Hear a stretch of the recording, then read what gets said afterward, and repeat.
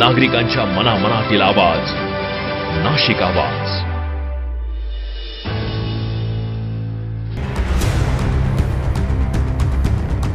मतदार यादीचा माहेर कनेक्शन, सुनांची नवी अडचण ऑन रेकॉर्ड. मतदार तपासणी की कौटुंबिक चौकशी, महिलांसाठी नवा पेज. लग्न झालं तरी सुटका नाही, मतदार यादीत नाव ठेवायला माहेरची कागदपत्रे गरजेची. मतदार यादी पुनर्परीक्षणात नव्या अटी, विवाहित महिलांसमोर मोठे आवाहन.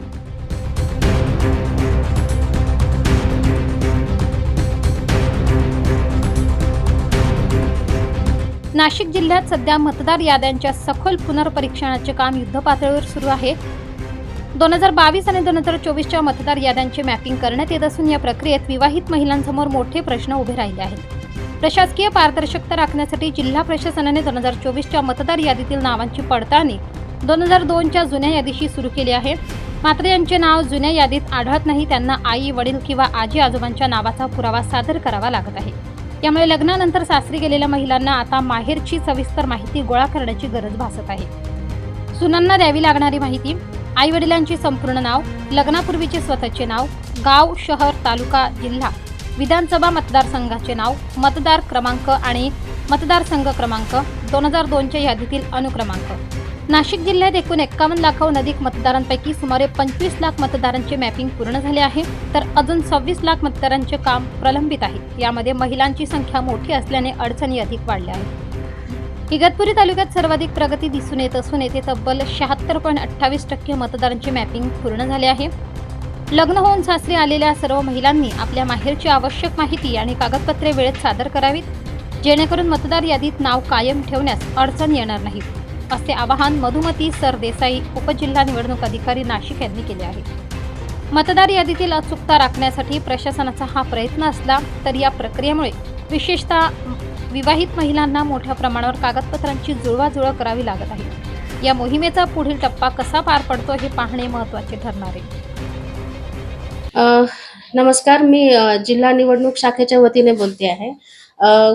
आता सध्या आपल्याकडे जे विशेष सखोल पुनरीक्षणाची प्रक्रिया सुरू होणार आहे, तर त्याची पूर्वतयारी आमच्या वतीने सध्या चालू आहे.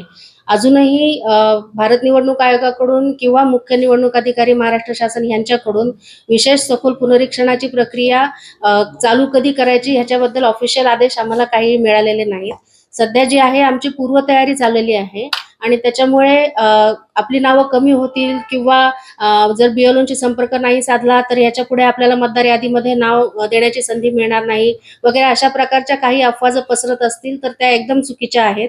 कुणाचीही नावं अशी डायरेक्टली मतदार यादीतून कमी करून केली जाणार नाहीत आणि ज्यावेळेस ऍक्च्युअल जी SIR ची प्रक्रिया चालू होईल तेव्हा प्रत्येक मतदाराच्या घरी जाऊन त्यांच्याकडून एन्युमरेशन फॉर्म भरून घेतला जाणार आहे आणि त्याच्यानंतर मग नवीन मतदार यादी तयार होणार आहे आणि त्याच्यामध्ये प्रत्येक मतदाराकडून योग्य ते पुरावे सुद्धा घेतले जाणार आहेत.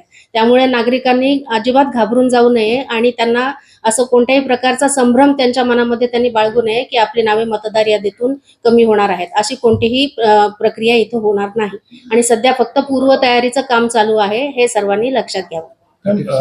मला असं समजलं की 31 मार्च ही शेवटची तारीख आहे, असं काही नागरिकांना, असं मॅपिंगच्या बाबतीमध्ये शेवटची तारीख आहे असं नागरिकांना काही समाज माध्यमावरून काही समजा अफवा पसरल्या असतील आणि अशा माझ्याकडे पण बऱ्याच जणांकडून विचारणा झाली, तर तसं काही नाहीये. आमच्याकडून मॅपिंगचं जी प्रक्रिया चालू आहे ती जास्तीत जास्त वेगाने व्हावी याच्यासाठी म्हणून आम्ही BLOंना तसं सांगितलं आहे की आपण आपलं मॅपिंगचं कामकाज जे आहे ते वेगाने करावं आणि मॅपिंग जेवढं जास्ती होईल तेवढं आपलं पुढचं SIRचा जो कार्यक्रम आहे तो सोपा जाणार आहे आणि त्याच्यासाठी म्हणून आमची ही सध्या पूर्वतयारी चालू आहे. त्यामुळे नागरिकांनी कोणत्याही प्रकारचा संभ्रम मनामध्ये बाळगू नये असं मी त्यांना आवाहन करते. नाशिक आवाज, नाशिक.